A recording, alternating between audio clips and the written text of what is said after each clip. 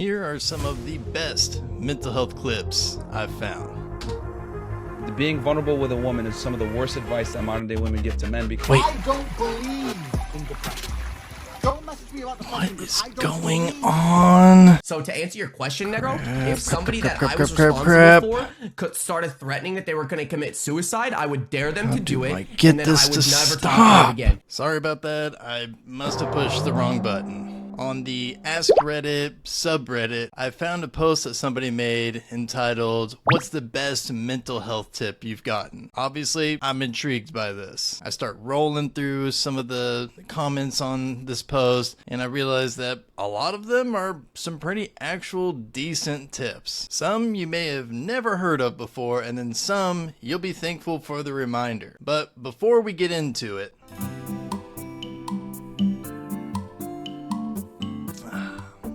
thank you for everybody who continues to come back and watch my videos. Seriously, I appreciate you all so much. But why are only 10% of you subscribed to the channel? I'll give you the benefit of the doubt and say you forgot, you come here, you watch the videos, and you forget to subscribe. So here's a reminder to not only just subscribe, but be a part of the effort to start to decrease and maybe even remove the mental health stigma. And if you're already subscribed or after you subscribe, please leave a comment down below telling me your best mental health tip. Would you be friends with someone that talks to you the way that you talk to yourself in your head? Be kinder to yourself. This is so important, especially if you struggle with anxiety. With anxiety, you may find yourself kind of, yelling at your anxiety. Go away, anxiety! Why are you here? Leave me alone! But this actually doesn't help your anxiety go away. In fact, it does the opposite. Think back to the last time that you may have done this, and you'll probably notice that it actually made your anxiety a lot stronger. Started coming in a lot harder. One of the most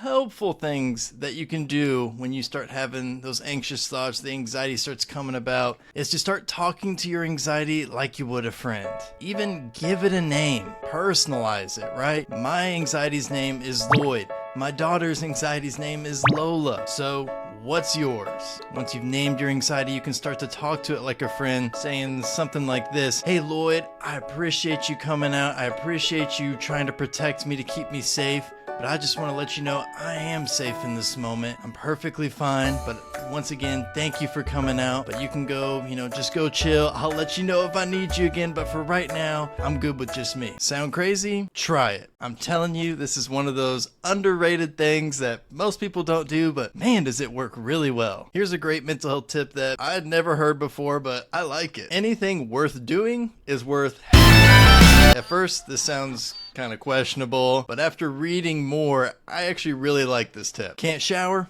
Washcloth. Can't cook? Frozen dinners. Can't exercise? Stand outside for a moment or by an open window.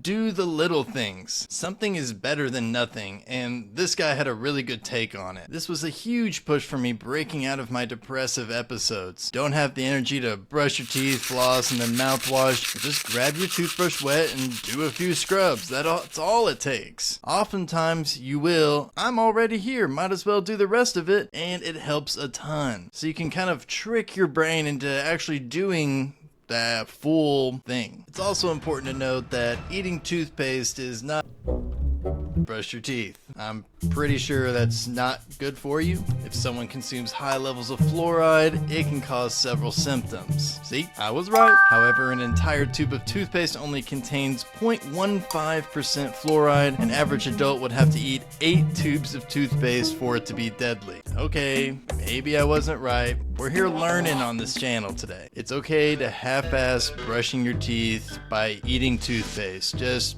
try to keep it under 8 tubes, please. Don't let perfect be the enemy of good. I like that. Too many times in my life have I let trying to be perfect keep me from being okay with good. I only worked out 4 times this week instead of 5. I only read 2 books this month instead of 4. This really ties in with something I say all the time. Reward your efforts, not your results. Mandamu says,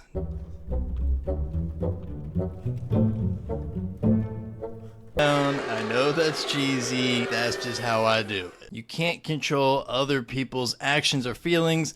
You can only control how you react to them. This reminds me of that episode from The Office where Andy comes back from anger management and he's telling everybody that he goes by Drew now, but Jim keeps calling him Andy instead of the requested Drew. I can't control what you do, I can only control what I do. Which is another way to say that you shouldn't care about anything other than yourself, ignoring others. Classical psychology? No, that's not actually what it means. It just means focus on what you can control, because focusing on what you can't control is not only a waste of your time, but it's bad for your mental health. That made me angry. That made me angry too. You know that good feeling you get when you help someone? Asking for help is giving someone else the opportunity to feel that way. How many of you need this reminder regularly? Like, I need somebody to tell me this every single morning when I wake up. It can feel like you're creating a burden for someone by asking for help from them, but in reality, most of the time, people are really willing and want to help you. Now, that is a load of Pollyanna BS. What in the world is Pollyanna BS? So it's based off a Disney movie called Pollyanna, it looks like, which basically means you're an excessively or blindly optimistic person. Never heard of that phrase before, but learning some new stuff today. Usually when I ask for help, it's given a blank stare. People don't like helping at all. What on earth would make you think that?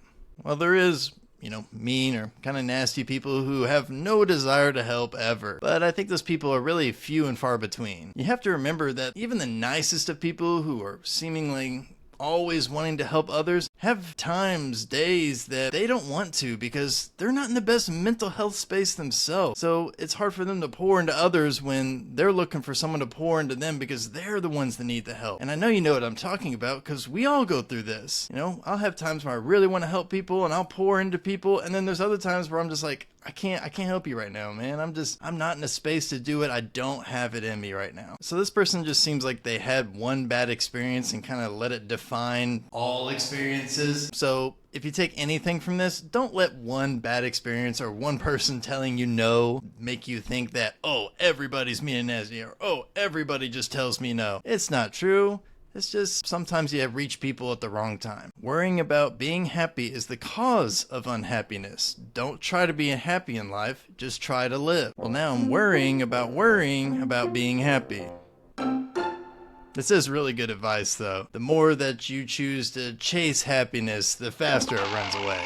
That's been my experience. Thoughts aren't facts. Facts. We have somewhere around 60,000 thoughts per day, with about 80% of those thoughts being negative thoughts and 95% of those thoughts being the same thoughts that you had the day before. So no, your thoughts are not facts and you shouldn't treat them as such because, like I said, 80% of your thoughts are negative and you don't want to internalize them as truth. Fingers bleeding. This one has a little bit of a story to it. I was having trouble with a coworker. She was always criticizing me and annoying me. It didn't have any practical effect on my job or career. She wasn't on my team, nor was she in a position of authority, but it was demoralizing and unpleasant. I brought it up with my boss and he sighed, and before he walked away, he said, "This person really needs a good tip here because we've all dealt with people like this before." It's probably something like what we talked about before, like you can only control what you can control, you can't control others, or maybe even, put space between you and toxic people in your life. Let's see what this boss said to them. He said, "She's a bitch." It was terrific. I realized, yes, she is a bitch. She complains about me and insults me because she is an unpleasant person. It has nothing to do with me, and it only has the effect on me that I allow it to have. Odd advice? Not sure I'd call it a tip or advice, but I will say that that last sentence there is true. It has nothing to do with you, but more to do with what that person is going through. I just think you bleed. Anyways, thank you all for watching. Also, I don't know if you saw my post, but I reached 1,000 subs today, so basically a YouTuber now. I'm famous, I'm a celebrity, I'm a quit with that. But on all seriousness, thank you all for subscribing to the channel. I appreciate you all so much. It's been really cool to build an audience.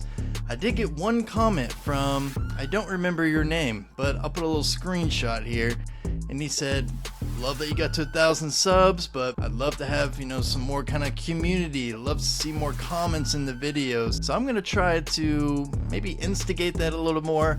Also, I need you all to comment a little more. So please, if I do ask you to comment during the video, or if you have something to say about the video, you have your own tips or advice or your own take on something, even if it's completely opposite of what I said or believe, I totally don't care. I welcome the opposite belief, or if you just want to agree with me, it doesn't matter to me what your outlook is on what I talk about. I just love to hear all perspectives, honestly, and it doesn't make me mad, doesn't make me angry by any means. So would love for you all to comment. This will also help my videos kind of boost out there and get to more people. The algorithm really likes when people comment, because they're like, oh, these people like this video, me zoom it out to some more people. So it would be really helpful. Like I said, appreciate you all, and I hope you enjoyed this video, and you know what it is. I'll see you all next week. Peace.